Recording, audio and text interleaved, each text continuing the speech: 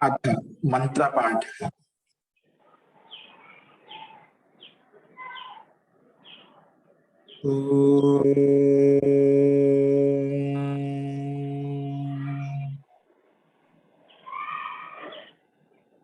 सहनावतु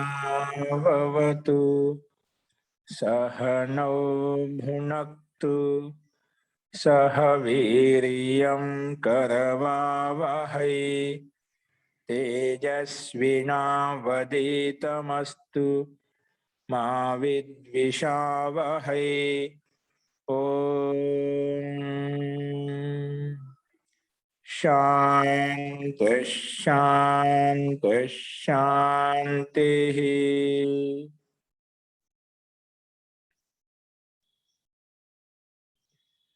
सर्वेभ्यो नमः। అందరికీ నమస్కారం అండి.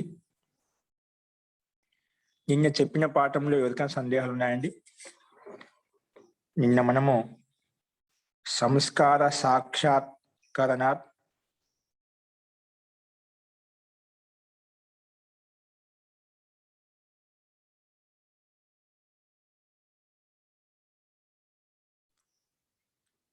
సంస్కార సాక్షాత్కరణాత్ పూర్వజ్ఞాతి జ్ఞానం అని చెప్పినాం. పూర్వజ్ఞాతి జ్ఞానం కలుగుతుంది. పూర్వజన్మలో ఎటువంటి జన్మ ఉండేది, ఏ రకంగా ఉండేది, ఏ విధంగా ఉండేది అనేది ఈ సంస్కారాలను సాక్షాత్కారం చేసుకోవడం వలన ధర్మాధర్మ సంస్కారాలు, వాసనారూప సంస్కారం మీద సంయమం చేయడం వలన, సంయమం ధారణ ధ్యాన సమాధి చేయడం వలన పూర్వజన్మలో ఉండే స్థితిగతి అంతా మనకు తెలుస్తుందని చెప్పి నిన్న మనం 18వ సూత్రంలో చూసాము. అందులో ఎవరికైనా సందేహం చెప్పండి.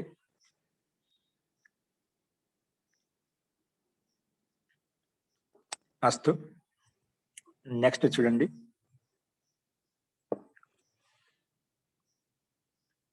ప్రకృతవంశరామ. నెక్స్ట్ ఇదే క్రమంలో ఏం చెప్పారంటే ఇంకా ఎటువంటి విభూతి కలుగుతుంది, ధారణ ధ్యాన సమాధి వల్ల ఎటువంటి సిద్ధులు కలుగుతాయి మనకు. ఒకటి, మనం సంస్కారం సాక్షాత్కారం చేయడం వల్ల పూర్వజన్మలో ఏంటి అనేది మనం తెలుసుకోగలిగాము. ఆ శక్తి, ఆ సామర్థ్యం ఆ యోగికి కలుగుతుంది అని చెప్పుకున్నాము. ఇంకా సంయమంలో ఎటువంటి స్థితి కలుగుతుందంటే 19వ సూత్రం చూడండి.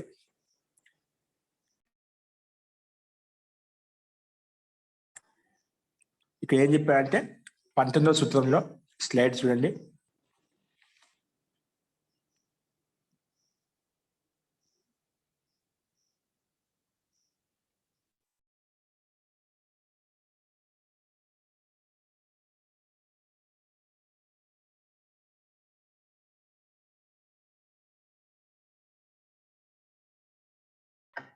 महोदय अष्टाध्यायी ఉంది महोदय स्लाइड.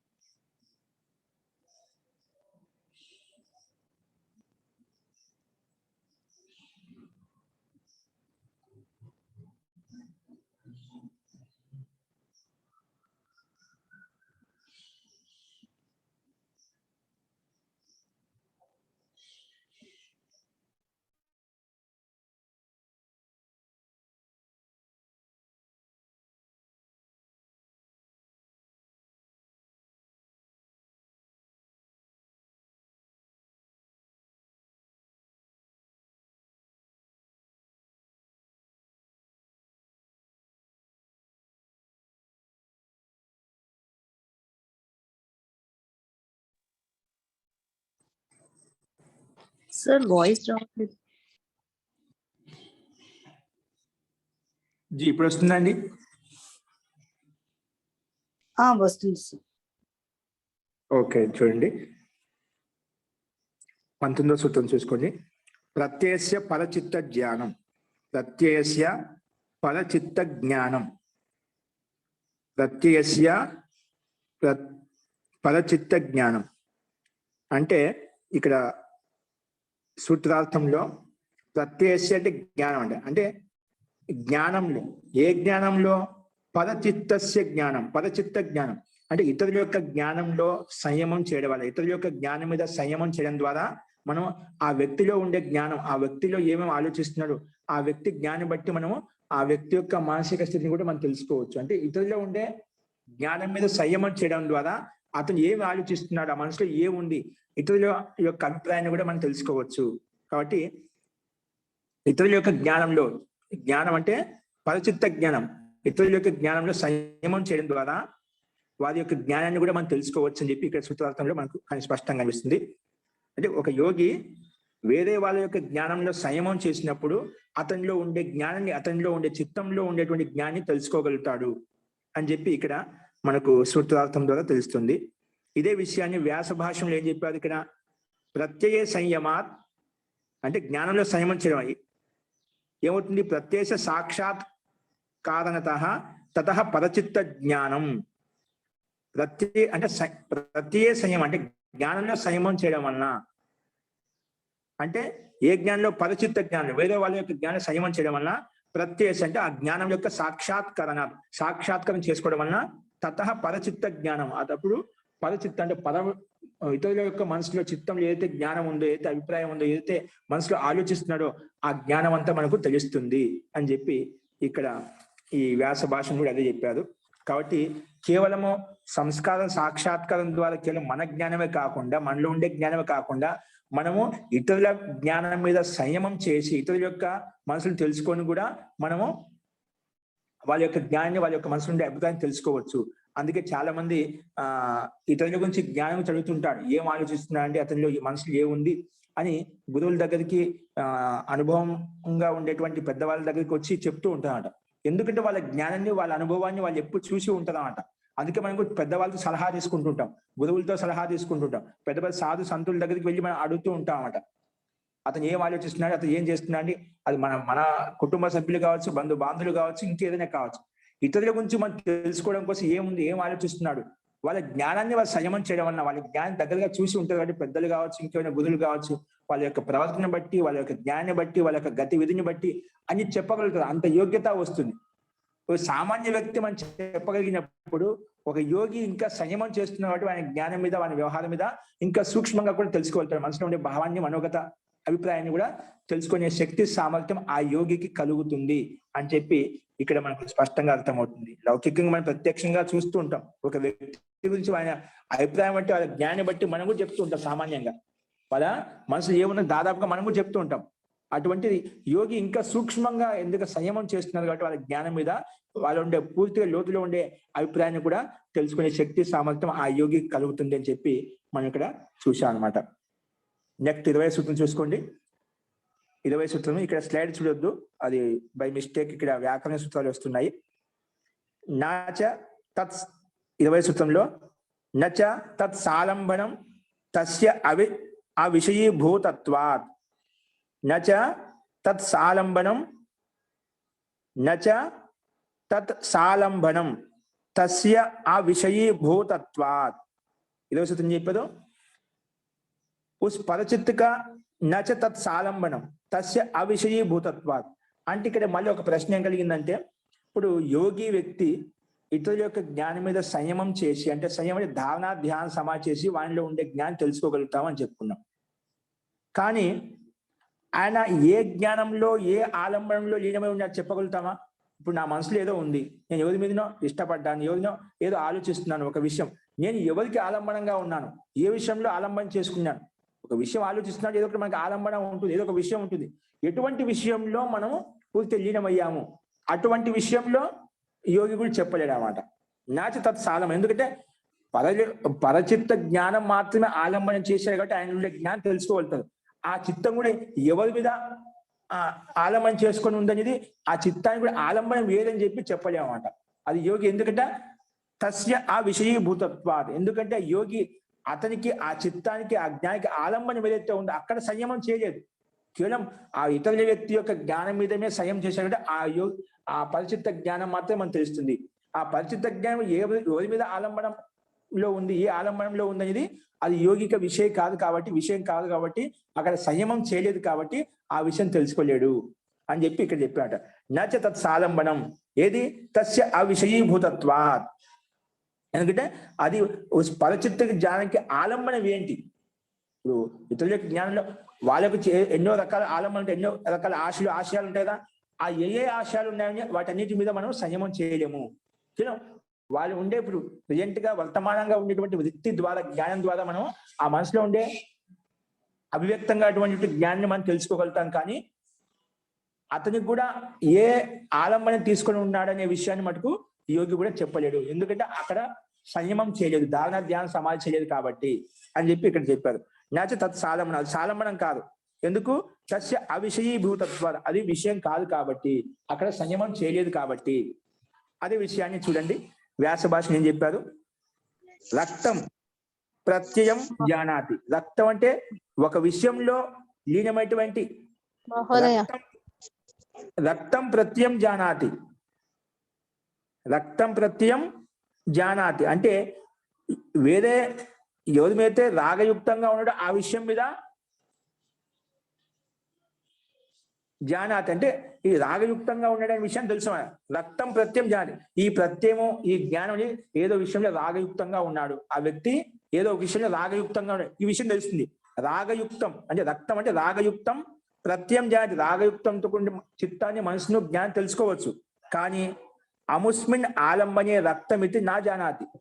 వేరే ఈ రాగం ఎవరి మీద ఉంది, ఏ వ్యక్తి మీద ఉంది, ఏ వస్తువు మీద ఉంది, ఏ పదార్థంలో ఉంది, ఏ లోకంలో ఉంది, అట్లా అది ఏ రాగమని ఏ విషయంలో ఉందని చెప్పలేం అన్నమాట.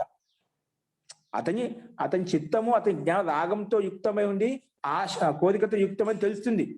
కానీ ఆ చిత్తం ఎటువంటి విషయంలో లీనమై ఉంది, ఎటువంటి కోరికలో లీనమై ఉంది అనేది చెప్పలేదు, యోగి కూడా చెప్పలేమాట. ఎందుకంటే అది ఆ విషయీభూతత్వం, అది విషయం కాదు కాబట్టి అక్కడ సంయమం చేయలేదు. కేవలం చిత్తంలో చేసే ఈ చిత్తం రాగయుక్తంగా ఉంది, ద్వేషయుక్తంగా ఉంది, క్రోధంగా ఉంది, లేదంటే ఈర్ష్య ద్వేషంతో ఉంది, ఇంకా ఏదైనా విషయంలో ఉంది, అలా స్థూల జ్ఞానం చెప్పగలుగుతామన్నమాట. కానీ అతని కూడా ఆలంబనం ఏముందని చెప్పలేమన్నమాట.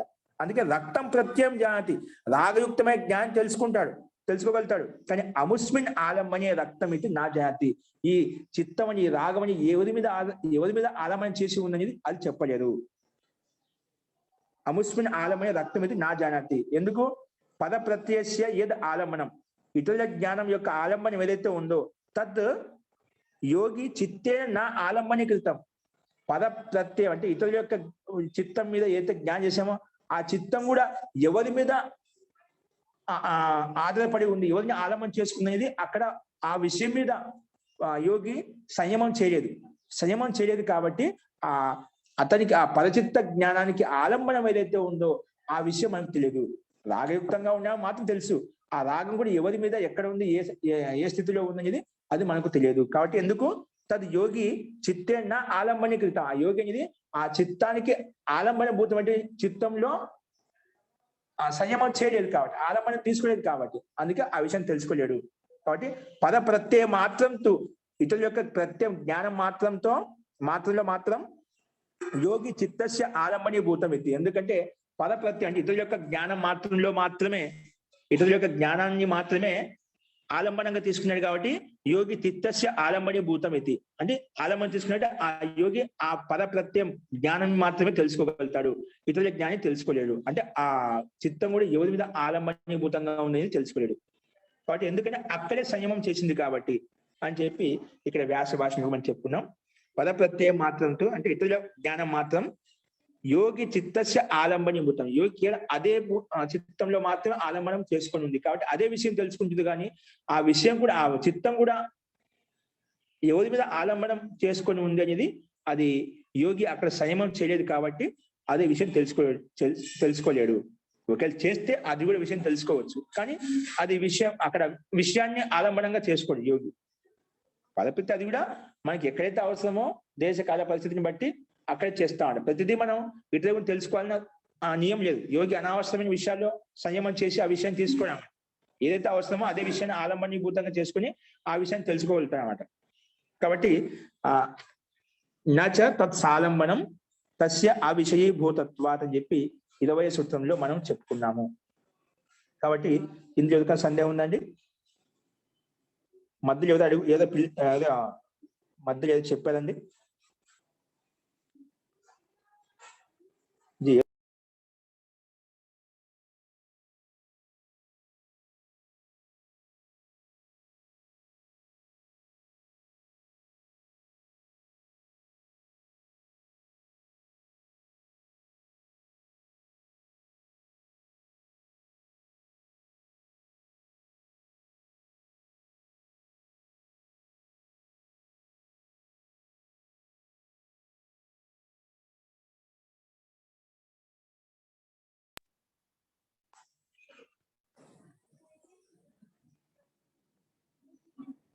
అస్తు.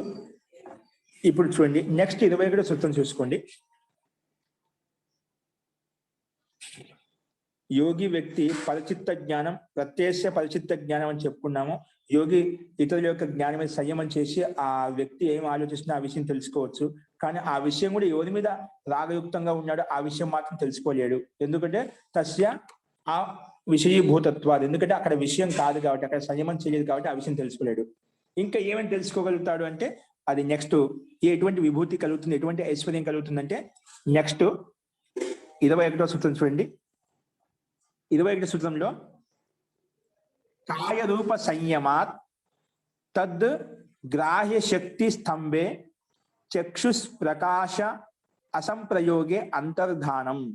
గమనించండి, కాయ రూప సంయమాత్, కాయ రూప సంయమాత్, కాయ అంటే శరీరంలో సంయమం చేయడం వలన ఈ శరీర రూపంలో ఈ శరీరం యొక్క పిండస్వరూపం ఏదైతే కనిపిస్తుంది మన శరీరం, కాయ రూప సంయమాత్, కాయలో సంయమం చేయడం ద్వారా తద్ గ్రాహ్య శక్తి స్తంభే, ఇది ఈ శరీరం యొక్క రూపం ఏదైతే గ్రాహ్య శక్తి ఏదైతే ఉందో ఇంద్రియాల ద్వారా ప్రత్యక్షం చేసుకుంటామో ఆ గ్రాహ్య శక్తి స్తంభే, ఇక్కడ స్లైడ్ మీద చూసుకోండి, తద్ గ్రాహ్య శక్తి స్తంభే, గ్రాహ్య శక్తి స్తంభే, గ్రాహ్య శక్తి ఏదైతే ఉందో అంటే ఈ శరీరాన్ని మనం చక్షుస్ ద్వారా కళ్ళ ద్వారా ఏ విధంగా చూస్తున్నామో ఆ గ్రాహ్య శక్తి స్తంభితం అయిపోయింది, అంటే నిలబడిపోయిందన్నమాట, కనిపించడం లేదన్నమాట. తద్ గ్రాహ్య శక్తి స్తంభే చక్షుష్ ప్రకాశ అసంప్రయోగే అంతర్ధానం. చక్షు అంటే కళ్ళకు, అప్రకాశ సంప్రయోగ, చక్షు ప్రకాశ అసంప్రయోగే, ఎదుటి వాళ్ళ కళ్ళకు యోగి శరీరం మీద సంయమం చేయడం ద్వారా అతను ఏమైపోయిందంటే అది అంతర్ధానం అయిపోయింది. ఇతరులకు చక్షు ప్రకాశ అసంయోగే అంటే ఇతరుల వాళ్ళ కళ్ళకు ఆ యోగి యొక్క శరీరం కనిపించడం లేదు. చక్షుషు కళ్ళకు చక్షుష్ ప్రకాశ కళ్ళ ప్రకాశానికి అసంప్రయోగి, అవి ఆ శరీరాన్ని యోగి యొక్క శరీరాన్ని చూడటం లేదు, కనిపించడం లేదు అన్నమాట. ఎందుకు? అంతర్ధానం అయిపోయేవాడు అన్నమాట. ఆ యోగి శరీరం మీద సంయమం చేయడం ద్వారా ఆ శరీరం అంతర్ధానం అయిపోతుంది. అందుకే ఇతరులు ఆ యోగిని చూసినప్పుడు, కళ్ళ ద్వారా చూసినప్పుడు మన కళ్ళ యొక్క ప్రకాశం ఏదైతే ఉందో అది కనిపించదు, అది ఆ శరీరము కనిపించదన్నమాట. అందుకే చక్షుష్ ప్రకాశ అసంప్రయోగే, మన కళ్ళ ప్రకాశంతో అది సంయోగం కావడం లేదు, అంటే యోగి యొక్క శరీరానికి సంయోగం కావడం లేదు. మన నేత్రేంద్రియంలో ఆ వ్యక్తిని చూసినప్పుడు ఆ వ్యక్తి యొక్క ప్రకాశం మనకు కంటి ద్వారా స్పష్టం అవుతుంది అన్నమాట, ఇంటి ద్వారా ఆ జ్ఞానం కలుగుతుంది. కానీ ఆ సంయమం చేయడం ద్వారా ఆ శరీరం అంతర్ధానం అయిపోయింది. అంతర్ధానం అయింది కాబట్టి ఇతరులు ఆ యోగి యొక్క శరీరాన్ని కళ్ళ యొక్క ప్రకాశంతో చూడలేకపోతున్నారు. ఎందుకు? అంతర్ధానం అయిపోయింది కాబట్టి. అదే విషయం చెప్పారు ఇక్కడ. కాయ రూప సంయమా, కాయ అంటే శరీరంలో సంయమం చేయడం అన్న, సంయమం అంటే ధారణ ధ్యాన సమాధి చేయడం ద్వారా మన శరీరంలో గ్రాహ్య శక్తి స్తంభే, మన రూపశక్తి గ్రహణ శక్తి ఏదైతే ఉందో మన శరీరంలో అందరికి కనిపిస్తుందో ఆ శక్తి స్తంభితం అయిపోతుంది, నిలబడిపోతుంది. అంటే ఎవరికి కనిపించదు, అంతర్ధానం అయిపోతుంది, అంటే సూక్ష్మం అయిపోతుంది. అందుకే చక్షుష్ ప్రకాశ అసంప్రయోగే, ఎదుటి వాళ్ళ కళ్ళ ప్రకాశానికి అసంప్రయోగే, సంప్రయోగం కావడం వల్ల, సంయోగం కావడం వల్ల అంతర్ధానం, అది కనిపించడం లేదు, అంతర్ధానం అయిపోయింది. అది సంయోగం అవుతుంటే మనకు ఆ యొక్క శరీరం యొక్క రూపం కనిపించింది. అసంప్రయోగే, అందుకు సంప్రయోగం కాలేదు కాబట్టి, సంయోగం కాబట్టి అంతర్ధానం అయిపోయిందని మనకు తెలుస్తుంది. కాబట్టి ఆ శక్తి ఆ యోగి కలుస్తుంది. చాలా మంది అంటుంటాం, మనం ఎక్కువ సినిమాల్లో అవి చూస్తుంటాం, ఇవన్నీ విభూతులు ఉన్నాయి కాదు, కాలంతో వికృతమైపోయి మనం వాటిని పొందలేకున్నాం. ఆ శక్తి సామర్థ్యం ప్రతి యోగి చేసుకోగలుగుతాడు. అందుకే ఎక్కడైనా కూర్చొని అకస్మాత్ అదృశ్యం అయిపోయాలని చూస్తుంటాం మనం. అవన్నీ ఉన్నాయి కాబట్టి ఆ రకంగా మనము లోక వ్యవహారం చూస్తున్నాం అన్నమాట. ఏదైతే ఉంటుందో దాన్ని లోక వ్యవహారం చూస్తాం, ఏంది చూడం ఇప్పుడు కూడా.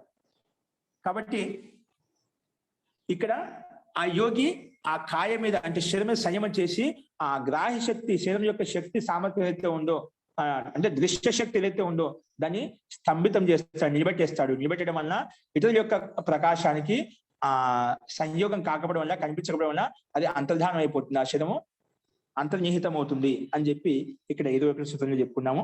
సో ఇదే విషయాన్ని చూడండి, మళ్ళా వ్యాస భాషలో ఇదే చెప్పారు. మళ్ళీ కాయస్య రూపే సంయమాత్, అంటే కాయస్య రూపే శరీరం యొక్క రూపంలో సంయమం చేయడం వలన రూపస్య యా గ్రాహ్య శక్తి, మన శరీరంలో రూపం ఉంది కదా, ఈ మొత్తం ఒక ఆకృతి పిండ విశేషం కనిపిస్తుందా, ఆ రూపస్య యా గ్రాహ్య శక్తి, రూపానికి అయితే గ్రాహ్య శక్తి. ఇప్పుడు ఏ రూపం ద్వారా మనం ఆ రూపం ఉంది కాబట్టి ఇతర కళ్ళకు మనకు స్పష్టంగా కనిపిస్తుంది, మన కళ్ళకు మన శరీరం మన స్వరూపం మనకు స్పష్టంగా కనిపిస్తున్నమాట. ఆ శక్తి మనకు గ్రాహ్య శక్తి ఏదైతే ఉందో మన శరీరంలో మన రూపంలో అది స్తంభితం చేశాడు, నిలబెట్టేశాడు యోగి. అంటే అత్యంత సూక్ష్మం చేశాడు ఆ సంయమం ద్వారా, అంతర్ధానం చేశాడు. ఇతర కళ్ళకు కనిపించేటువంటి శక్తి ఏదో ప్రకాశ శక్తి ఏదైతే ఉందో మన పిండ విశేషంలో అది పూర్తిగా అంతర్ధానం చేసేసాడు అనమాట. అందుకే యా గ్రాహ్య శక్తి ఏదైతే గ్రాహ్య శక్తి ఉందో తాం ప్రతిష్టబ్నాతి, దాన్ని ప్రతిష్టంభితం చేశాడు, నిలబెట్టేశాడు. కాబట్టి గ్రాహ్య శక్తి స్తంభే సతి, ఆ గ్రాహ్య శక్తి అనేది మన శరీరంలో ఉండే శక్తి సామర్థ్యం స్తంభితం కావడం, నిలబడిపోవడం వలన చక్షు ప్రకాశ సంప్రయోగే, అసంప్రయోగే, మనకి ఎదుటి వాళ్ళ కళ్ళకు ప్రకాశానికి, ఎదుటి వాళ్ళ కళ్ళ ద్వారా ప్రకాశం ద్వారా చూస్తారో చక్షు ప్రకాశ అసంప్రయోగే అంతర్ధానం ఉత్పద్యతే. అంతర్ధానం అంటే పూర్తిగా అంతర్ధానం అయిపోతాడు, లీనమైపోతాడు.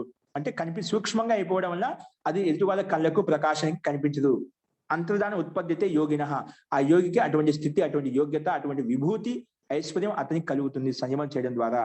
కాబట్టి ఈ రకంగా ఏతైనా శబ్దాది అంతర్ధానం ఉక్తం వేదితవ్యం. ఈ రకంగా ఇప్పుడు ఒక రూప విషయం చూసాం, అలాగే శబ్ద విషయంలో ఆ శబ్దం విన్నప్పుడు శబ్దం ఆ యోగికి వినిపించదు. శబ్దం ఎందుకు కనిపించడం లేదు కదా, ఆ యోగికి శబ్ద రూపరసగంధాలు ఏం కనిపించవు. శబ్దం ఇప్పుడు ఒక చక్షు ద్వారా రూపమే కనిపించడం లేదు, అప్పుడు స్పర్శ కూడా కలగదు అతనికి. శబ్ద రూపరసగంధాలు ఏవైతే ఉన్నాయో మనం చూసినప్పుడు ఆ రూపం కనిపిస్తుంది, రూపం కనిపించలేదు. దాన్ని బట్టి స్పర్శించినప్పుడు కూడా అతనికి స్పర్శ ఉండదు.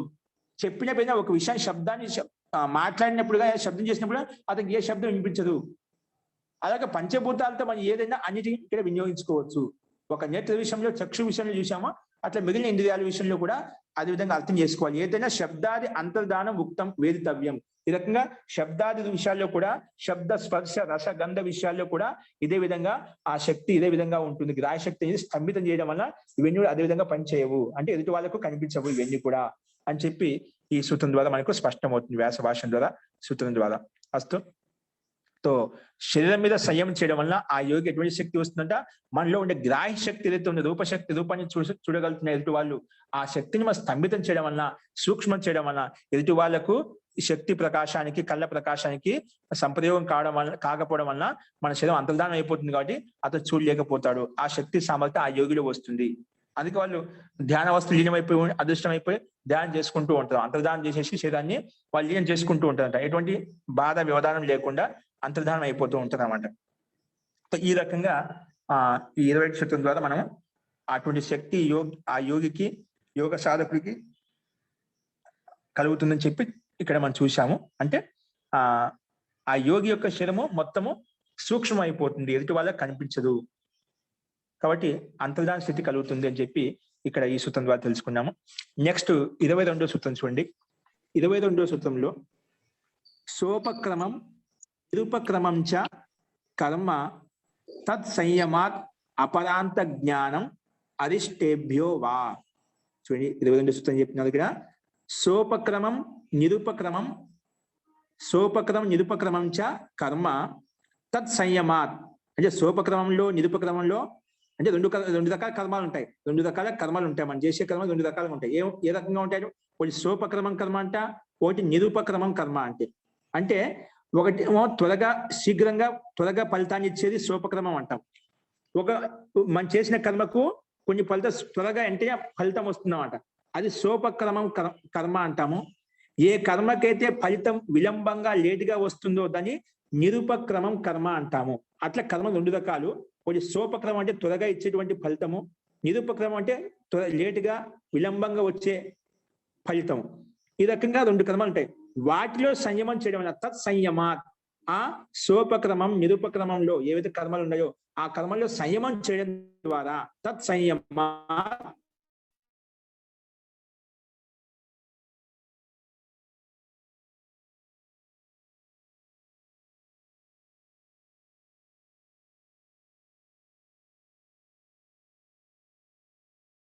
సార్ వాయిస్ నియర్ ఒక నెల కన్నా జీవించలేడు ఎక్కువ, లేదంటే ఒక సంవత్సరం వరకు జీవించగలుగుతాడు, 10 ఏళ్ళ వరకు జీవించగలుగుతాడు, లేదా 5 ఏళ్ళ వరకు జీవించగలుగుతాడు. కొంతమంది యోగులు చెప్పగలుగుతుంటారు సామర్థ్యాన్ని బట్టి. నుంచి చెప్పరా? ఏంటండి రెండిటికి తేడా చెప్తున్నారు, అక్కడ బ్రేక్ వచ్చిందండి అందరికి. చెప్తా, ఇంకా వ్యాస భాష ఉంది కదా అక్కడ స్పష్టం అవుతుంది.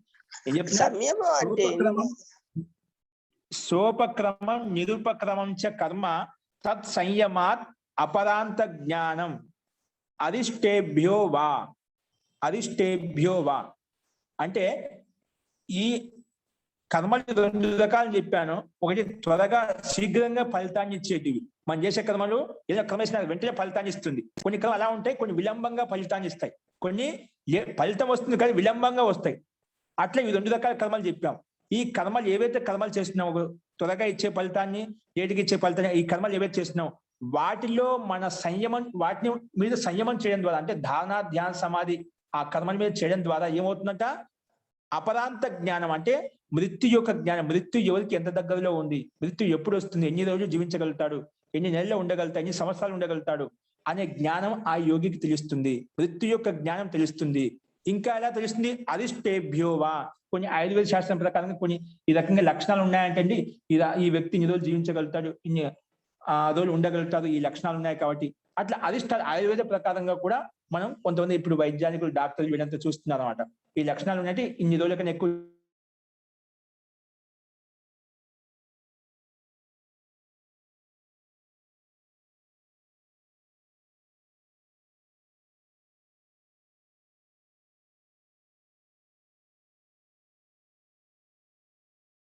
చేసి ఆ నిరుపక్రమ కర్మలు సోపక్రమ కర్మల మీద సంయమం చేసి కూడా ఆ మృత్యు యొక్క జ్ఞానాన్ని, అంటే సంయమం అపరాంత జ్ఞానం తెలుసుకోగలుగుతాడు. అపరాంతం అంటే మృత్యు యొక్క జ్ఞానాన్ని ఎన్ని రోజులు అని చెప్పి ఆ విషయం తెలుసుకోగలుగుతాడు. అంత సామర్థ్యం ఆ యోగి కలుగుతుందని చెప్పి ఈ సూత్రం ద్వారా మనకు తెలుస్తుంది.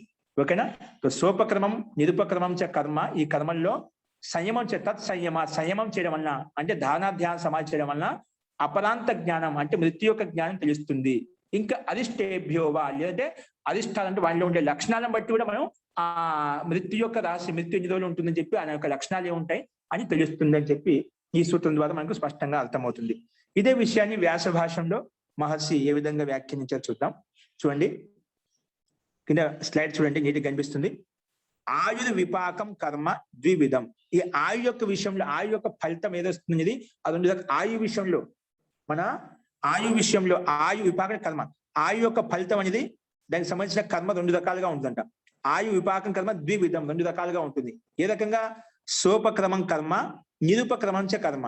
సోపక్రమం అంటే త్వరగా ఫలితాన్ని ఇచ్చేటివి, సోపక్రమం అంటే వెంటనే ఇచ్చేటివి, నిరుపక్రమం అంటే కొంచెం విలంబంగా లేటుగా వచ్చే కర్మలు. కొన్ని కర్మలు అలా చేస్తాం, ఆ కర్మలు చేయడం వల్ల మనకు అంత త్వరగా మృత్యు ఉండదండి. కొన్ని కర్మలు అలా చేస్తాం, అది తెలియకుండే అది వెంటనే ఫలితాన్ని ఇస్తే రియాక్ట్ అవుతున్నాడు. కొన్ని అంత ప్రభావం చూపించే, ఇప్పుడు యువావస్థలో ఉన్న చిన్న చిన్నవి ఏమన్నా మనకు ఆహార విషయంలో కావచ్చు, ఇంకేం విషయం అది మనం శరీరం మీద అంత ప్రభావం చూపించాం, నిదానంగా చూపిస్తాయి. కొన్ని కర్మలు అలా చేయడం వల్ల వెంటనే రియాక్ట్ అవుతుంది, అంటే అది ఫలితాన్ని చూపిస్తున్నాడు. కొన్ని పదార్థాలు తినడం వల్ల వెంటనే రియాక్ట్ గమనం కావచ్చు, ఇంకేమైనా కావచ్చు, భిన్నంగా జరుగుతుంది అన్నమాట. కాబట్టి మనం చేసే కర్మలను బట్టి, మనం చేసిన ఆహార విహారాలను బట్టి కొన్ని అవి వెంటనే ఫలితాన్ని చూపిస్తాయి, కొన్ని విలంబంగా చూపిస్తాయి. అది 2 రకాల కర్మలు. అది ఏ రకంగా అంటే లౌకిక ఉదాహరణ చూపిస్తున్నారు. ముఖ్యంగా ఆయు ఫలితాన్ని ఇచ్చేటు కర్మలు 2 రకాలని చెప్పాము. ఒకటి సోపక్రమం అంటే త్వరగా ఇచ్చేటువంటి కర్మలు, నిరుపక్రమం అంటే ఇంకా లేటుగా విలంబంగా ఇచ్చేటువంటి కర్మలు. ఏ రకంగా విలంబము లేటుగా అంటే అది కింద లౌకిక ఉదాహరణ ఇక్కడ ఇచ్చారు. తత్ర యథ ఆర్ద్రం వస్త్రం వితానీతం లఘీయసా కాలేన శుష్యేత్. లింగి లకారం అండి. శుష్యేత్ తథా సోపక్రమం. ఏం చెప్పాడు? తత్ర ఇక్కడ యథ ఏ విధంగా అంటే ఆర్ద్రం వస్త్రం అంటే ఏదైనా వస్త్రం తడిపేసామండి. ఆర్ద్రం అంటే తడిగా ఉండేటువంటి వస్త్రం. ఆర్ద్రం వస్త్రం అంటే తడిగా ఉండేటువంటి వస్త్రము వితానీతం అంటే బాగా దాన్ని ఆదివేశాం, అంటే తీగ మీద లేదా కడ్డి మీద ఆదివేశాం. వితానీతం విస్తృతంగా దాన్ని విశాలంగా ఆదివేశాం అంట. వస్త్రాన్ని పిండి దాన్ని ఆదివేశాం. వితానీతం లఘీయసాకాలన అల్పకాల, లఘీయస అంటే అల్పకాలంలోనే, అత్యంత త్వరగా అల్పకాలం అంటే అల్పకాలంలోనే లఘీయసాకాలన సుష్యది అది ఆదిపోతుంది, ఎండిపోతుంది. ఆ వస్త్రము తడి గుడ్డ ఏదైతే ఉందో ఆదిపోతుంది, తడి వస్త్రం ఏదైతుందో ఆదిపోతుంది, అల్పకాలం ఆదిపోతుంది. దాన్ని తథా సోపక్రమం, దాన్ని సోపక్రమం అంటామని చెప్పి చెప్పుకున్నాం. ఓకేనా, ఇది ప్రత్యక్ష విషయం. వస్త్రాలు మనం తడి అది ఉతికిన తర్వాత మనం దాన్ని బాగా ఇది చేసేసి ఆరబెట్టేస్తాం, విస్తృతంగా ఆరబెట్టేస్తాం. అదేమో త్వరగానే ఎండకు త్వరగా శుష్కించిపోతుంది, ఆదిపోతుంది అన్నమాట. ఈ త్వరగా ఫలితాన్ని ఇస్తుందా మనం ఏ కర్మ చేసాము, ఆ గిల్లి వస్తాన్ని దాన్ని బాగా విస్తృతంగా విపులంగా ఆది వేయడం వల్ల ఏమవుతుంది, ఆ కర్మ చేయడం వల్ల అది వెంటనే అది ఆదిపోయింది, శుష్కించిపోయింది, ఎండిపోయింది. ఆ వస్త్రము ఆదిపోవడం వల్ల మనకు త్వరగా ఫలితం కనిపిస్తుంది అన్నమాట. రెండవది ఏంటి, యథాచ అదే విధంగా అదే వస్త్రం, యథాచ తదేవ సపిండితం, తదేవ అంటే అదే తడి వస్త్రం అనేది, అదే తడి వస్త్రం, తదేవ సపిండితం చిరేణ సంశుష్యేత్ ఏవం నిరుపక్రమం. తదేవ సపిండితం చిరేణ సంశుష్యేత్ ఏవం నిరుపక్రమం. అదే తడి వస్త్రం అనేది పిండాం మనం, పిండిదని అది దాన్ని ఆదివేయలేదు, అది ముద్దగా అలాగే పెట్టేసాం. పిండినప్పుడు అలా ఉంటుంది కదా, అది ఆది వేయకుండా మర్చిపోయి అక్కడే పెట్టేశాం, అది ఆది వేయకుండా అట్లా పెట్టాం.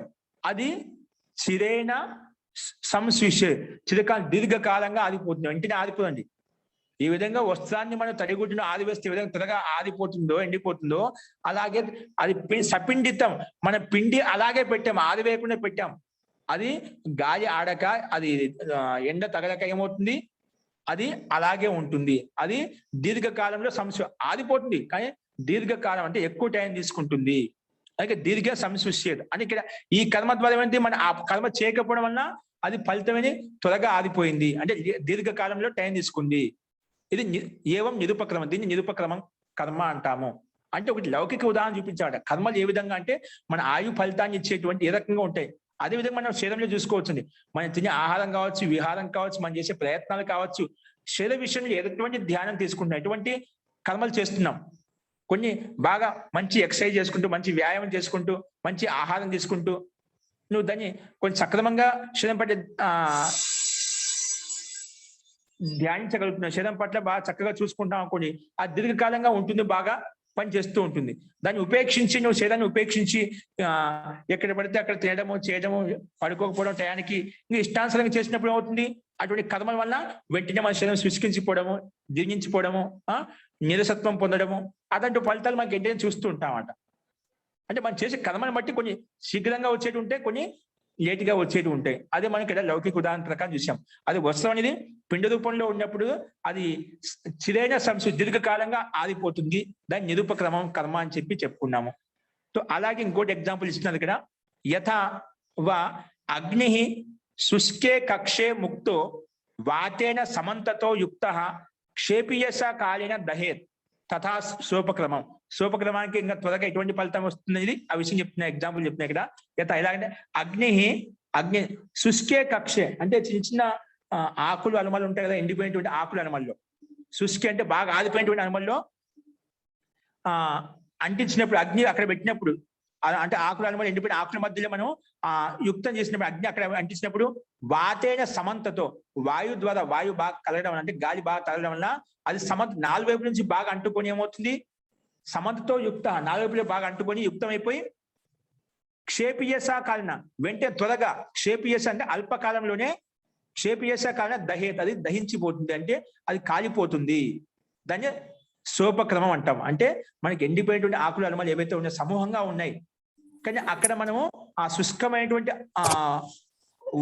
ఆకులు అనుమల మధ్యలో మనం అగ్ని పెట్టడం వల్ల, యుక్తం చేయడం వల్ల ఏమవుతుంది, అది నాలుగు వైపు నుంచి గాలి బాగా వాతేన సమంతతో, వాతేన సమంతత అంటే వాయువు చేత నాలుగు వైపులా బాగా తగలడం వల్ల, గాలి తగలడం వల్ల ఏమవుతుంది, అది అల్పకాలంలోనే దహించిపోతుంది, కాలిపోతుంది. దాన్నే సోపక్రమం అని చెప్పారు. తథా సోపక్రమం, దాన్ని సోపక్రమం అంటాం. అదే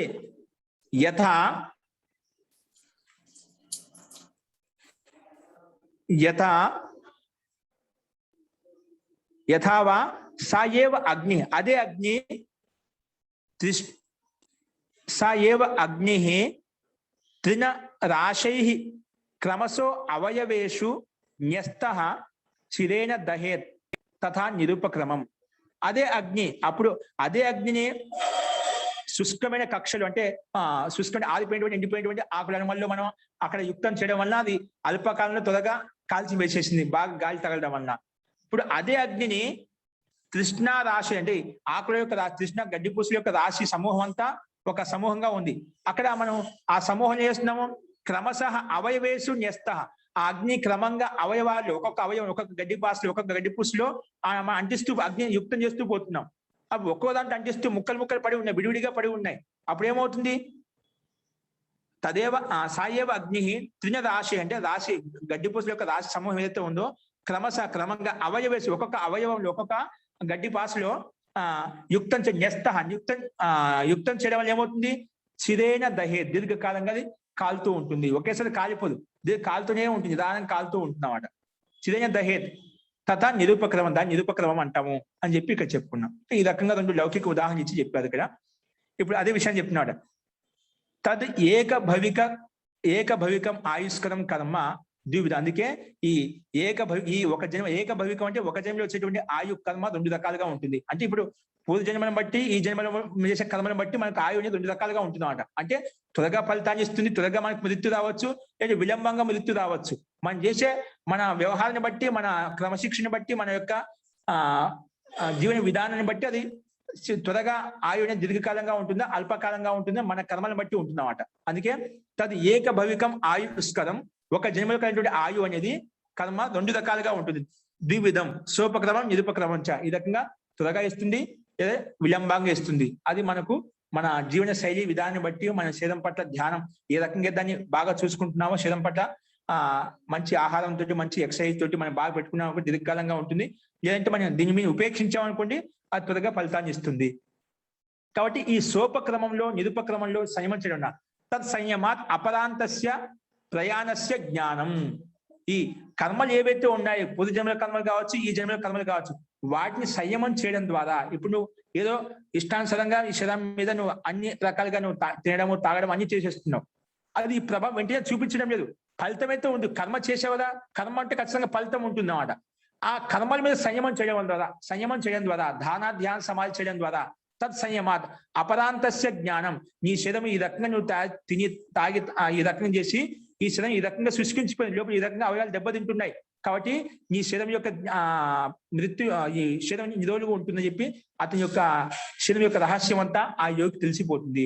తత్ సంయమ అపరాంతస్య అంటే మృత్యు యొక్క జ్ఞానం, నీ శరీరం ఎన్ని రోజులు పనిచేస్తుంది, ఎన్ని రోజులు ఉండగలుగుతుంది అనేది ఆ ప్రయాణ మృత్యు యొక్క రహస్యాన్యత ఆ యోగి తెలుసుకోగలుగుతాడు. ఆ కర్మల్లో మనము సంయమం చేయడం ద్వారా ఆ యోగి ఈ శరీరం యొక్క గతివిధి ఇంకా ఎన్ని రోజులు ఉంటుంది, అది ఎంతవరకు బాగా పనిచేస్తుంది, ఉంటే బలంగా ఉంటుందా, దినేశీలంగా ఉంటుందా, లేదా ఏ రకంగా ఉంటుంది, క్షీణ అవస్థలో ఉంటుందా, నిర్వీర్య అవస్థలో ఉంటుందా, బలపూర్వకంగా ఉంటుంది, ఏ రకంగా ఉంటుంది, ఎన్ని రోజులు మృత్యు వస్తుంది, ఎన్ని రోజులు జీవించగలుగుతుంది, ఆయను నిర్ధారించగలిగే శక్తి సామర్థ్యం ఆ యోగికి నిశ్చితంగా ఈ టయానికి ఈ మినిట్కి అలా చెప్పకుండా ఒక అనుమానంగా ఈ స్థితి కలుగుతుందని చెప్పి దగ్గరగా ఆ యోగి అనుమానించగలుగుతాడు, చెప్పగలుగుతాడు.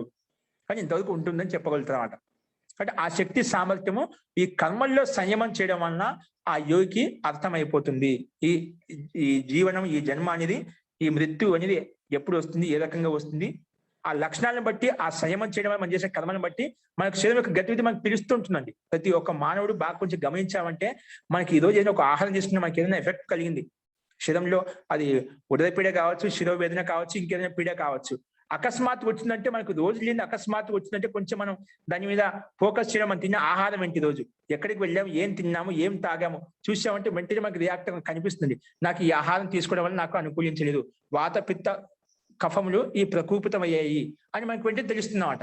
అలా స్థూలంగా మనం తిన్న ఆహార లోపాలను తెలుసుకోవడం వల్ల మనకు తెలుస్తున్నప్పుడు ఆ యోగి ఆ కర్మల్లో సంయమం చేయడం ద్వారా ఆ దీర్ఘకాలం దీని యొక్క ప్రభావం ఎంతవరకు పడుతుంది, ఒక క్రియాకలాపం చేసినప్పుడు ఆ క్రియ యొక్క ప్రభావం ఎంతవరకు ఉంటుందనేది అది మొత్తం సంపూర్ణంగా తెలుసుకునేటువంటి శక్తి సామర్థ్యం ఆ యోగికి కలుగుతుంది అని చెప్పి ఈ సూత్రం ద్వారా తెలుస్తుంది మనకు.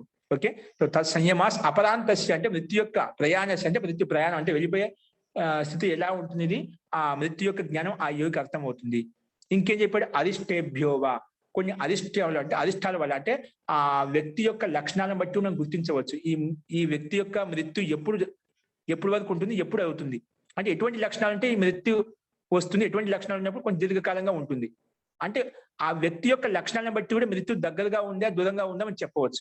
ఎటువంటి లక్షణాలు అంటే మృత్యు దగ్గరగా ఉంది, ఎటువంటి లక్షణాలు అంటే మృత్యు దూరంగా ఉంటుంది అనేది ఇక్కడ చెప్పాడు. ఇది ఆయుర్వేదంలో ప్రకారంగా ఆయుర్వేదంలో కొన్ని లక్షణాలు చెప్పామట. అది డాక్టర్లు వీళ్ళంతా ప్రయోగాలు ఆయుర్వేద ప్రకారం చదువుకున్న ప్రకారం వాళ్ళు చెప్తూ ఉంటారట, ఈ లక్షణాలు ఉంటే ఇంతవరకు ఉంటారని చెప్పి.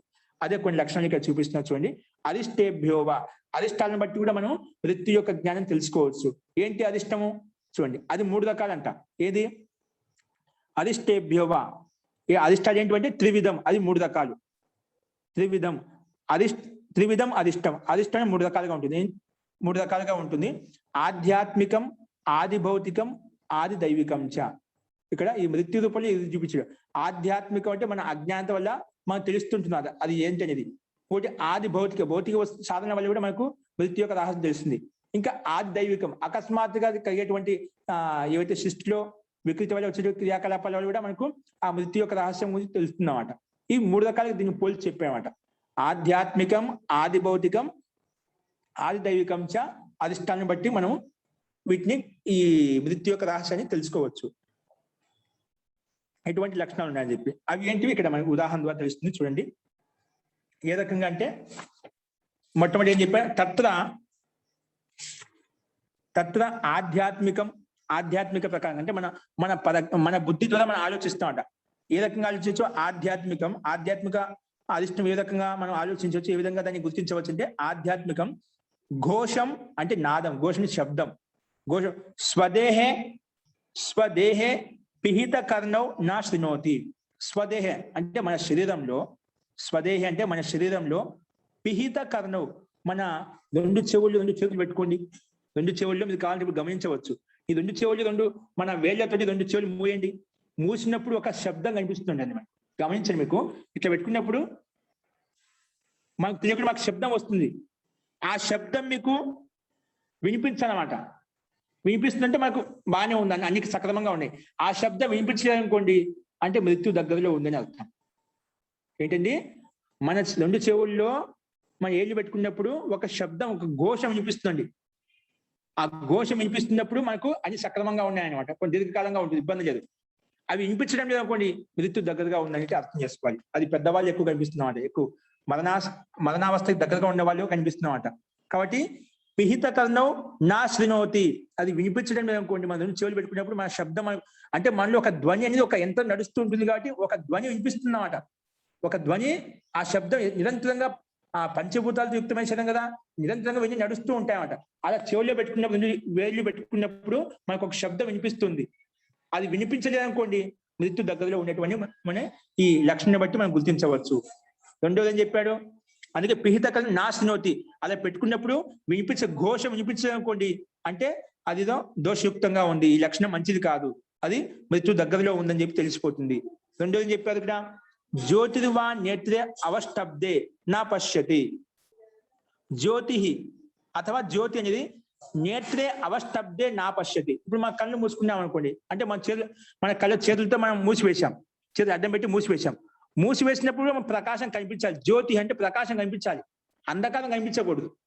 ఇప్పుడు కాళ్ళు చూసుకుని మన కళ్ళు మూసినప్పుడు మనకు ప్రకాశం కనిపిస్తున్నాం మొత్తం, అంత అంధకారం కనిపిస్తుంది. కళ్ళు మూసినా మన చేతులతో కళ్ళు మూసుకున్నా మన ప్రకాశం కనిపిస్తున్నాం, అలా ప్రకాశం కనిపించాలి. అలా ప్రకాశం కనిపించలేదు అనుకోండి, అంధకారం కనిపిస్తుంది, మొత్తం చీకటిగా కనిపిస్తుంది అనుకోండి, అప్పుడు కూడా మృత్యు దగ్గరగా ఉందని చెప్పి మనకు అర్థమవుతుంది. కాబట్టి మనం చూస్తుంటే హాస్పిటల్ అంతిమ వృద్ధావస్థలో ఉండే 70, 80, 90, 80లో ఉండేవాళ్ళు, 80, 90లో ఉండేవాళ్ళు అంతిమ స్థితిలో వాళ్ళకు సరిగ్గా కళ్ళు మూసుకోపోతుంటాయి, కానీ కనిపించదు అన్నమాట. కళ్ళు మూసినప్పుడు ఏం కనిపించదు అన్నమాట. అదేవిధంగా ఆ చెవుల్లో కూడా మనకి ఏ స్పందన అనేది కనిపించింది అనమాట. వాళ్ళకి కనిపిస్తుంటుంది, వాళ్ళు గమనించవచ్చు పెద్దవాళ్ళు ఉన్నప్పుడు. ఈ లక్షణాలు కనిపిస్తుంటాయి అన్నమాట. అంటే కళ్ళు మూసుకున్నప్పుడు, చేతులు అడ్డ పెట్టినప్పుడు అది ప్రకాశం కనిపించి చీకటి కనిపించింది అనుకోండి, అప్పుడు మృత్యు దగ్గరగా ఉందని చెప్పి మనం గుర్తించాలి. నెక్స్ట్, ఇది ఆధ్యాత్మిక పరంగా మనం గుర్తించవలసినటువంటి కొన్ని లక్షణాలు చెప్పామన్నమాట. ఇంకా చాలా ఉన్నాయి ఆయుర్వేదంలో. ఇక్కడ మనకు ఏవైతే ఇచ్చారో చూద్దాం. నెక్స్ట్ తథా ఆది భౌతికం. ఆది భౌతిక ప్రకారం ఏ విధంగా చూడొచ్చు, ఆది భౌతిక ప్రకారం ఏ విధంగా ఆలోచిస్తాడు ఆ వ్యక్తి, రోగయుక్తమైన వ్యక్తి. తథా ఆది భౌతికం యమ పురుషాన్ పశ్యతి అంటే యమ పురుషాన్ పశ్యతి అంటే నన్ను ఎవరో చంపడానికి వస్తున్నారు, నన్ను ఎవరో తీసుకెళ్ళడానికి వస్తున్నారు, అలాంటి కపోల కల్పన ఆలోచనలు చేస్తుంటామట. అంటే అటువంటి స్థితి కలుగుతుందా ఆ వ్యక్తికి? ఆ రుగ్నావస్థలో రోగి అవస్థలో ఏం కలుగుతుంది ఆ వ్యక్తికి? యమ పురుషాన్ పశ్యతి. అదేవిధంగా పితృన్ అతీతాన్ అకస్మాత్ పశ్యతి. ఇంకా వాళ్ళ కాలంలో ఉన్నటువంటి పితృలు ఎవరైతే పెద్దవాళ్ళు ఎవరైతున్నారో వాళ్ళ యొక్క మృత్యు చూసి ఉంటుంది కదా, వాళ్ళ కాలంలో ఎవరైనా చనిపోయిన వాళ్ళు చూసి కదా, వాళ్ళంతా ఒకేసారి గుర్తుకొస్తారంట. ఎవరు గుర్తుకొస్తా అండి? యమపురుషులు ఎవరు నన్ను చంపడానికి వస్తున్నారు, నన్ను తీసుకెళ్ళడానికి వస్తున్నది, అలాంటి ఆలోచనలు కల్పనలు అన్ని ఆటోమేటిక్ వస్తూ ఉంటాయి సహజంగా. ఇంకేమో అంటే భౌతిక దృష్టి పథకం ఇది ఒక చెప్తున్నమాట.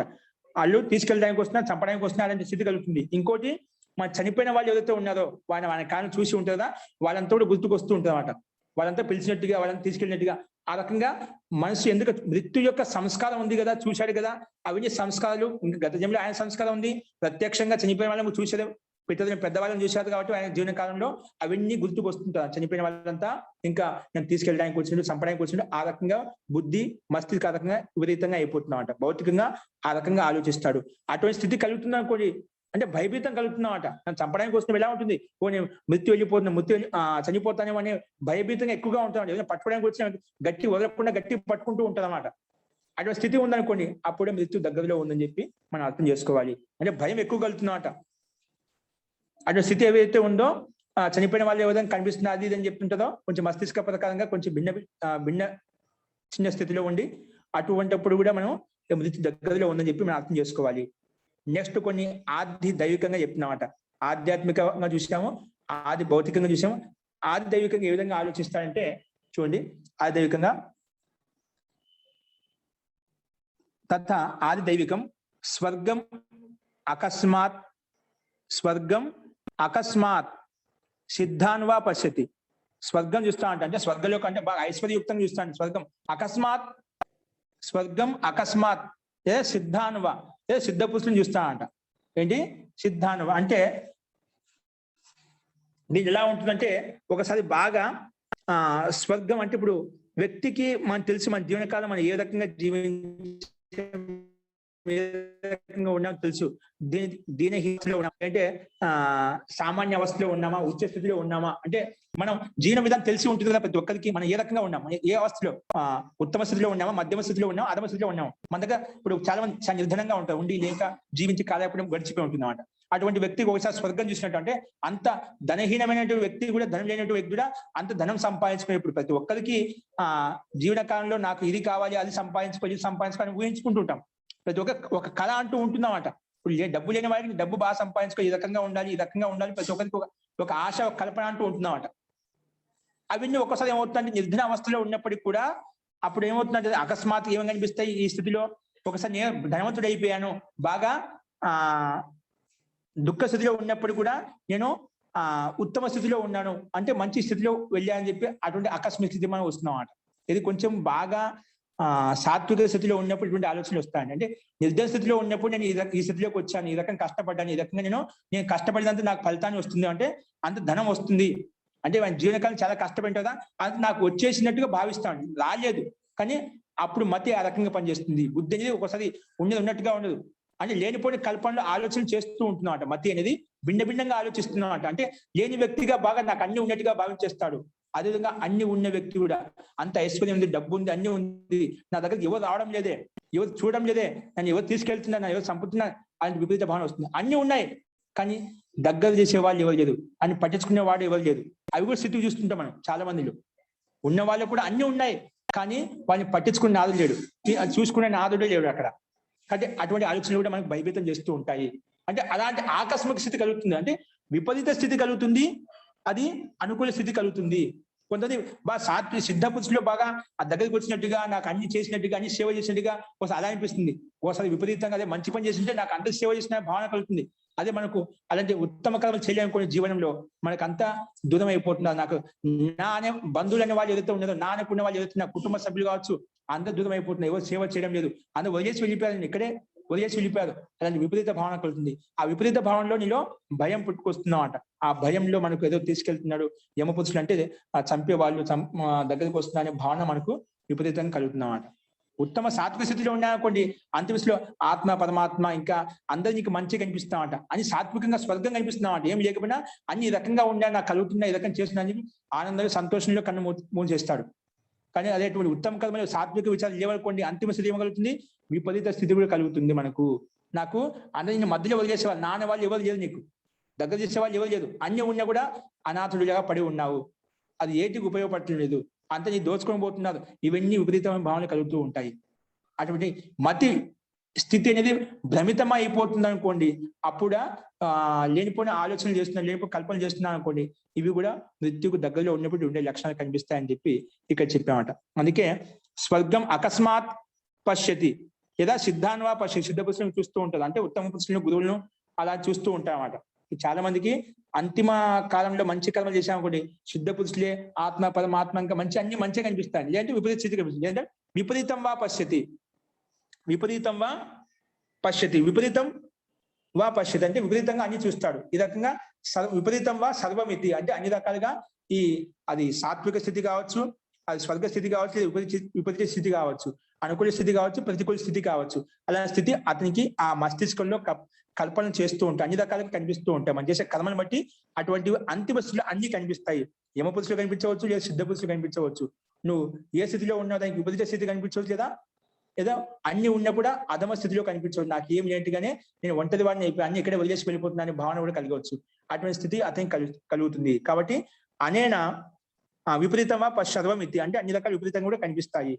అనేనా వా ఈ రకంగా జానాతి అపరాంతం ఉపస్థితం ఇది, ఈ రకంగా దీని ద్వారా ఈ రకంగా స్థితి కలగడం వల్ల ఇటువంటి లక్షణాలు అధిష్టాలు కనిపించడం వల్ల వ్యక్తి అంటే వీటిలో సంయమం చేయడం ద్వారా, ఈ అధిష్ట విషయాలు కూడా సంయమం చేయడం ద్వారా వ్యక్తి అపరాంత జ్ఞానం అంటే అపరాంతం ఉపస్థితం అంటే మృత్యు దగ్గరికి వచ్చి చెప్పి తెలుసుకోగలుగుతాడు. అపరాంతనే చూడటానికి నిరాసనంగా ఉందని చెప్పి ఈ అధిష్టాల లక్షణాల ద్వారా మనం తెలుసుకోవచ్చు అని చెప్పి ఇక్కడ మనకు వ్యాస భాష ద్వారా అర్థమవుతుంది. అనేనవా ఈ రకంగా జానాతి అపరాంతం ఉపస్థితం అంటే అపరాంతం అంటే మృత్యు ఉపస్థితమైంది అని తెలుసుకోగలుగుతాడు ఈ అధిష్టాల వల్ల, ఈ లక్షణాలను బట్టి. కాబట్టి ఈ రకంగా కొన్ని మృత్యు యొక్క లక్షణాలను మనం చాలా మటుకు ఇంట్లో పెద్దవాళ్ళు కూడా ఉంటే ఈ రకంగా ఉన్నా అంటే ఎక్కువ కాలం ఉండదండి, ఎప్పుడైనా వెళ్ళిపోవచ్చు అని మనం కూడా చెప్తుంటాం. కొన్ని లక్షణాలను బట్టి మనం నిత్యం చూస్తుంటాం కాబట్టి ఆటోమేటిక్ తెలిసిపోతూ ఉంటున్నమాట. కాబట్టి ఈ రకంగా మనం వాళ్ళలో ఉండే లక్షణాలను బట్టి మనం అర్థం చేసుకోవచ్చు.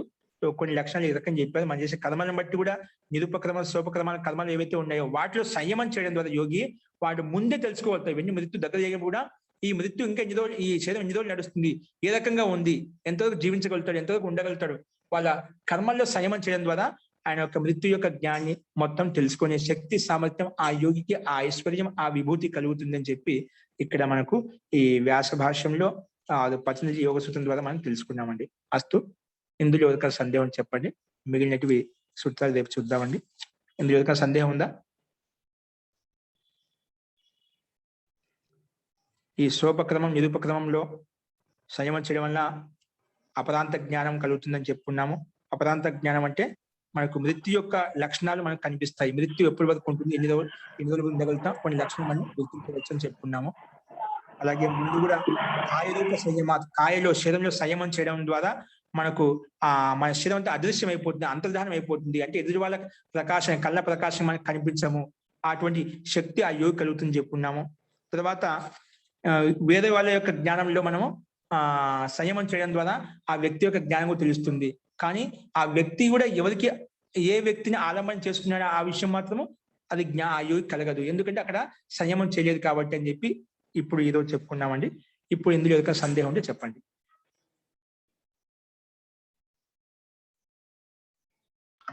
ఆది భౌతికం అంటే అర్థం కాదు గురుగారు.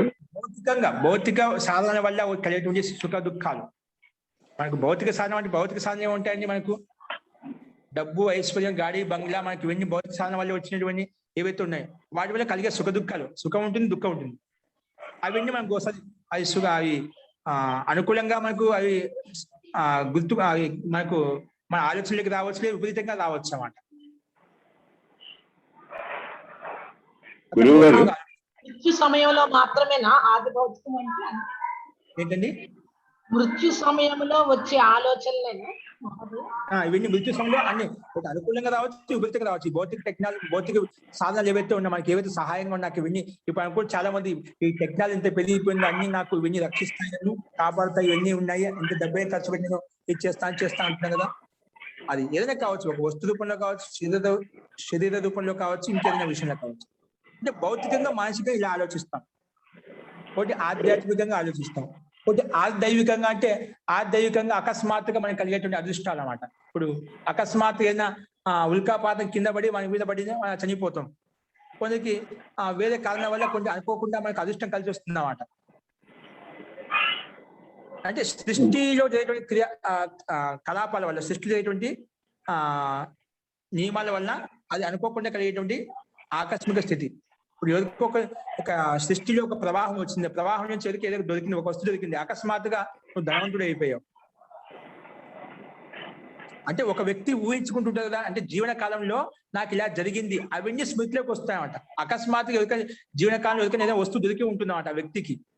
నాకు ఇలా దొరికింది. చాలా మంది రోజుల్లో ఒక భ్రాంతిలో ఉండి ఏదో బంగారం ఉంటుందండి, భూమిలో ఉంటుంది, అక్కడికి చెప్పి తిరుగుతుంటారు, ఆ సాధుల దగ్గర ఈ సాధులు. అటువంటి బంగారం అదృష్టం నిజంగా వస్తుంది. పూర్వకాలంలో బంగారాలు పెట్టి ఉండేవాళ్ళు అన్నమాట. అది అదృష్టం ఉంటే, నిజంగా అది అనుకూలంగా ఉంటే పూర్వకాలంలో రాజులు, మహారాజులు అటువంటి ఇళ్లలో, ఇంకా దేవస్థానాల్లో, పురాతన దేవస్థానాలు అట్లా బంగారు గడలు అవన్నీ పెట్టి ఉండేవాళ్ళు. అలా అని చెప్పి ప్రతి ఒక్కరి ప్రతి ఇంట్లో కూడా ఉంటుందని చెప్పి అదే విధంగా భ్రాంతిలో ఉండి మోసపోతున్నా అలా ఉండకూడదు. కానీ ఆశ ఉంటుంది, దానికోసం ప్రయత్నం చేశారు, అకస్మాత్ ఒక దొరికిందో అటువంటి ఆలోచనలు కూడా అతనికి ఆకస్మికంగా ఒకసారి అదృష్టం కలిసి వస్తుంది, ఒకసారి నిజంగా మన ప్రాప్తం, మన వస్తువు అయితే నిజంగా మనకు వస్తుంది, దేని వస్తువు మనకు రాదు. అట్లా ఇవన్నీ జీవన విధానంలో చూస్తుంటే అవన్నీ విషయాలు ఆటోమేటిక్ గా జీవనంలో జరిగిన విషయాలను కూడా ఒకేసారి ఆకస్మికంగా కనిపిస్తూ ఉంటాయి. అంతే మృత్యు స్థితిలో అవన్నీ మైండ్ అని ఆ రకంగా అన్ని మంచి చెడు అన్ని రకాలుగా వచ్చేస్తుంది. నువ్వు చేసిన కర్మలను బట్టి అదే విధంగా అన్ని గుర్తుకు వస్తూ ఉంటాయి అన్నమాట. అందుకే అంతిమ స్థితిలో ఏదైతే నీకు మతి ఉంటుందో అది మతి ప్రకారంగా నెక్స్ట్ జన్మ ఉంటుందని చెప్పి చెప్తూ ఉంటారు. కాబట్టి ఇవి రకరకాల పరిణామాలు మనకు కనిపిస్తూ ఉంటాయండి. అస్తు గురుగారు. శ్రీకాంత్ గురుగారు సార్, ఇది అరిష్టం అనేది సమస్త పదమా లేకపోతే సంధి సహితమైందా అండి? సమస్త పదం, అరిష్టేభ్య అరిష్ట సమస్త పదం అండి. సమస్త పదం. ఓకే. అరిష్ట అంటే లక్షణాలు, చిహ్నాలు అర్థం అంతే. అంటే మామూలుగా అరిష్టం అంటే మనకు చెడు జరిగేటువంటి అరిష్టం అంటాం కదా. అది మృత్యు వచ్చి అరిష్టం కదా, చెడువే కదా. అది మృత్యు దగ్గరికి వస్తుంది, అరిష్టం కలుగుతున్నాయి కదా, నష్టం కలుగుతున్నాయి కదా. అరిష్టం అంటే లక్షణాలు అన్నమాట. ఏ లక్షణాలు? చెడు లక్షణాలు అన్నమాట. మృత్యుకి లక్షణం కనిపిస్తున్నాయి మనకి, మృత్యు యొక్క లక్షణం కనిపిస్తున్నాయి అన్నమాట, అరిష్టం లక్షణాలు. నమస్కారం గురుగారు. జీ. కాబట్టి మనం స్థూలంగా చాలా మంది ఇటువంటి విషయాలు ఏవైతే చెప్తున్నా అండి, మనకు స్థూలంగా కొంతవరకు మనం కూడా కొంచెం ఐడెంటిఫై చేస్తూ ఉంటాం, పెద్దవాళ్ళు, అనుభవం ఉన్న వాళ్ళు ఇవన్నీ మనకి లక్షణం బట్టి చెప్తూ ఉంటాం. కానీ యోగి వ్యక్తి ఇంకా సూక్ష్మంగా ఎక్కువ లోతుగా తెలుసుకోగలుగుతాడు, ఎందుకంటే అక్కడ సంయమం చేస్తున్నాడు కాబట్టి ఆ శక్తి సామర్థ్యం అతనిలో కలుగుతుంది, అంత సామర్థ్యం ఉంటుంది సంయమం చేయడం ద్వారా, దాన ధ్యాన సమాధి చేయడం ద్వారా అని చెప్పి మనం ఇక్కడ చూసామండి. అస్తు ఇంకా బలంలో సంయమం చేయడం ద్వారా ఎటువంటి బలం కలుగుతుంది, ఇంకా సూర్యుడి మీద సంయం చేస్తే ఎటువంటి బలం కలుగుతుంది. అట్లా ప్రతి విషయంలో మనం ఎక్కడ సంయం చేస్తే ఆ వస్తువు ఏ రకంగా మనకు ప్రత్యక్షం అవుతుంది, ఏ రకంగా దాని యొక్క యథార్థ జ్ఞానం తెలుస్తుంది, ఇంకా చాలా ఉన్నాయి, అవి చూద్దామండి. అస్తు. ఇంకొక సందేహాలు చెప్పండి, లేదంటే తర్వాత చూద్దామండి. సార్, నాకు ఒక చిన్న డౌట్ అండి. ఏంటంటే ఇప్పుడు కొంతమందికి నేను ఒక రోజులో చనిపోతాను లేకపోతే 2 రోజుల్లో చనిపోతాను అని కొంతమంది చెప్పగలుగుతారంటారు, అది నిజమేనా? నేను చెప్పగలుగుతాండి. ఏ రకంగా అంటే నిజంగా శరీరం మీద జ్ఞానం ఉండే వాళ్ళు, కొంచెం జ్ఞానత్వం అంటే బుద్ధిమాన వ్యక్తి అయితే ఖచ్చితంగా కొన్ని లక్షణాలు తెలుస్తూ ఉంటాయండి, అరిష్టాలు మనకు తెలుస్తాయి. నా యొక్క ఎందుకంటే లోపల గతివిధి ఆయనకి అర్థమవుతుందన్నమాట. బుద్ధిమాన వ్యక్తి, బాగా తెలివైన వ్యక్తి, అతను ఆ శరీర గతివిధిని బట్టి, నాకు ఇప్పుడు నువ్వు చెప్పాను కదా, కళ్ళు మూసుకుపోవడం, చెవుల్లో మన 2 చేతులు మన చెవుల్లో పెట్టినప్పుడు మన శబ్దం మనకి వినిపించకపోవడము, కళ్ళు మూసుకుని అంత చీకటిగా కనిపించడం, దాన్ని బట్టి చెప్తూ ఉంటారు. కొంతమంది యోగులు ఉన్నారు కదా, సాధకులు, ఆధ్యాత్మిక వ్యక్తులు, వాళ్ళకు కొన్ని ముందే అనుభూతి కలుగుతాయని, అనుభవంలోకి వస్తాయి. అందరు సామాన్య వ్యక్తి ఎప్పుడే కానీ ప్రకృష్టమైన జ్ఞానంతో కూడుకున్న వ్యక్తి అతను చెప్పగలుగుతాడు.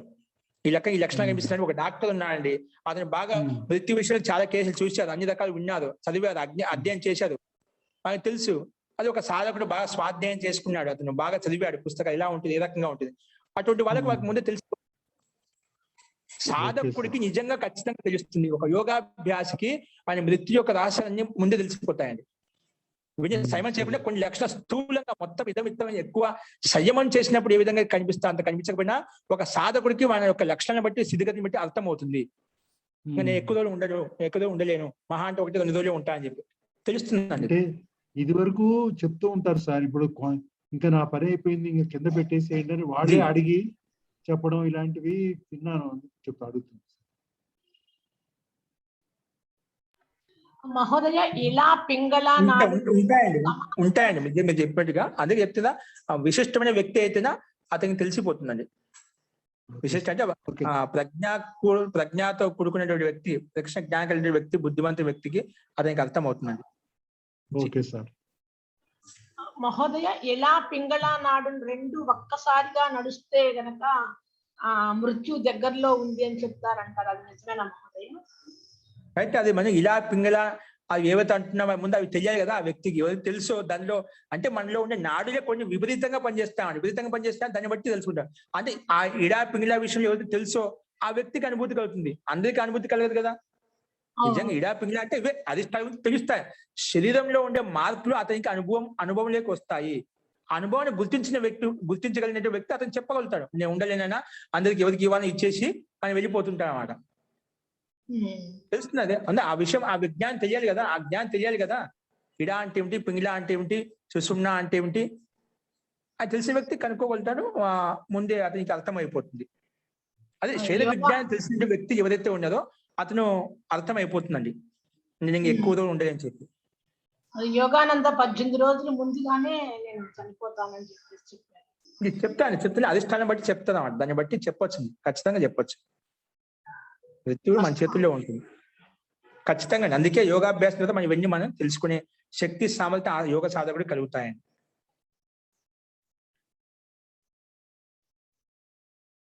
ఇంకా అండి ఆయుర్వేదంలో ఇంకా ఈ విషయంలో చాలా లక్షణాలు చెప్పారండి. ఇంకా అంటే ఇప్పుడు ఆ లక్షణాలు అన్ని ఉండేటివన్నీ కొన్ని మనం దాంట్లో లక్షణాలు కనిపించేంత మాత్రం వెనకబడి అలా అవుతాయని కదా. ఆ లక్షణాలకు ఇప్పుడు వ్యాధి వచ్చింది, జబ్బు వచ్చింది, దానికి నిదానం కూడా ఉంటుంది. నిదానం అంటే దానికి ఉపచారం కూడా ఉంటుంది, ఔషధం కూడా ఉంటుంది. దాని ఔషధం ద్వారా మనం మార్చుకోవచ్చు కూడా. కొన్ని స్టేజ్ దాటిపోయి ఉంటామంటే ఇప్పుడు డాక్టర్ చెప్తుంటే స్టేజ్ దాటిపోయింటే మనం ఏం చేయలేమండి. ఇంకా మహా అంటే నిలవదు కదా, దాని ప్రభావం ఉన్ననాళ్ళు ఉంటుంది, ఇంకా ఏం చెప్పలేమండి అని చెప్తుంటారు అన్నమాట. ఒక స్టేజ్ లో ఉన్నప్పుడు మనకు అవకాశం ఉంది, దాన్ని ఔషధం ద్వారా మనం ఉపచారం చేసుకోవచ్చు, నిదానం చేసుకోవచ్చు. అట్లా కొన్ని ఉంటాయండి. అధిష్టానం కనిపించిన తర్వాత అయిపోతాయి కదా. కర్మ చేసాం, దీనికి రియాక్ట్ ఇలా అయిపోయింది, వెంటనే దానికి ప్రతి విరుద్ధంగా దానికి ఏదైనా మందు ఇచ్చేసి మనం దాన్ని తగ్గించుకోవచ్చు. కొన్ని అలా ఉంటాయి, మనం తగ్గించుకోలేం, దానికి ఫలితాన్ని అనుభవించాల్సి వస్తుంది, మృత్యువు చూడాల్సి వస్తుంటుంది అన్నమాట. శరీర విజ్ఞానం చాలా ఉందండి మనకి. అందుకే ప్రాణము, అపానము, వ్యానము, సమానము, ఈ పంచప్రాణము తెలుసుకున్న సంయమం ద్వారా తెలుసుకున్నామంటే మన శరీరంలో ఉండే ప్రతి ఒక్క రక్తనాడులు మొత్తం తెలిసిపోతాయి మనకు. ఆ శక్తి సామర్థ్యం మనలో వస్తుంది. అంటే మొత్తం శరీర విజ్ఞానం మనకు ఆటోమేటిక్ గా స్థూలంగా అర్థమైపోతుంది అన్నమాట. మనం ఏ ఆహారం వల్ల నాకు ఈ జబ్బు వచ్చింది, ఏ ఆహారం వల్ల నాకు ఇది కొంచెం ఆటంకం కలుగుతుంది అని తెలుసుకోగలుగుతామండి. అందుకే ఓ యోగి ఆ శరీరం చేసి స్వస్థంగా ఆరోగ్యంగా ఉంచుకోగలుగుతాం అన్నమాట. అవన్నీ ఎందుకంటే శరీర విజ్ఞానం తెలిసిపోతుంది, నాలుగు ఇవన్నీ లోపాలు ఉన్నాయి అంటే ఈ ఆహారం తీసుకొని నాకు ఈ రకంగా వాత పిత్త కఫాలు ఎక్కువ అవుతున్నాయి, ఈ ఆహారం తీసుకొని ఇది ఎక్కువ అవుతుంది, ఇది పిత్తం ఎక్కువైంది లేదా కఫం ఎక్కువైంది లేదా వాతం ఎక్కువైంది, అది నీకు శరీర విజ్ఞానం తెలుస్తుంటుంది అన్నమాట. సక్రియంగా యోగ సాధకుడు లేదా స్వాధ్యాయుడు వ్యక్తి ఎవరైతే ఉన్నారో అతనికి శరీర విజ్ఞానం గురించి ఆటోమేటిక్ తెలుస్తూ ఉంటుంది, గతివిధిని బట్టి ఆటోమేటిక్ అర్థం అవుతూ ఉంటుంది. కాబట్టి ఇంకా సంయమం చేసినటువంటి వ్యక్తి యోగి ఎవరైతే ఉన్నారో అతనికి ముందు తెలియడం వల్ల అట్లా ఏదైతే విపరీతంగా ఉండడానికి మనకు అనుకూలంగా ప్రయత్నం చేయడం వల్ల మనకు ఆ విపరీతమైన స్థితి మనం తొలగించుకోవచ్చు, అనుకూల స్థితిని మనం ఆ శరీరంలో సంపాదించుకోవచ్చు. అటువంటి యోగ్యత అతనికి కలుగుతుంది, ఆ యోగికి కలుగుతుంది. అస్తు ఈ రకంగా మనం కొన్ని సంయమం ద్వారా ఇటువంటి స్థితి మనకు కొన్ని లక్షణాల వరకు మనం సూక్ష్మంగా చాలా మనకు తెలుసుకోగలుగుతాము. ఆ యోగికి ఆ సామర్థ్యం కలుగుతుందని చెప్పాము, మృత్యు యొక్క జ్ఞానం కలుగుతుందని చెప్పాము. సో ఇంకా మిగిలిన విషయాలు ఉన్నాయండి, అవి రేపు చూద్దామండి. అస్తు మంత్రపాఠ.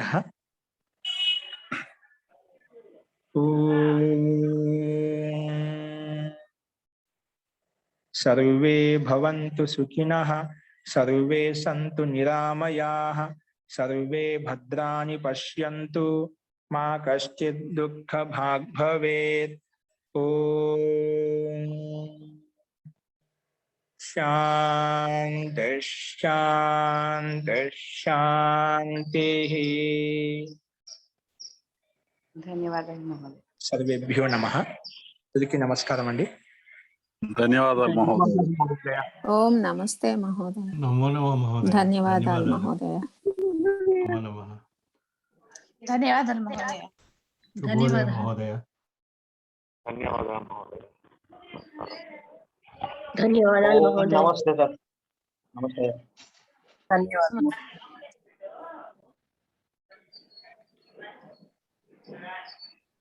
అస్తు అండి. సర్వేభ్యో నమః. పునర్మిలామः.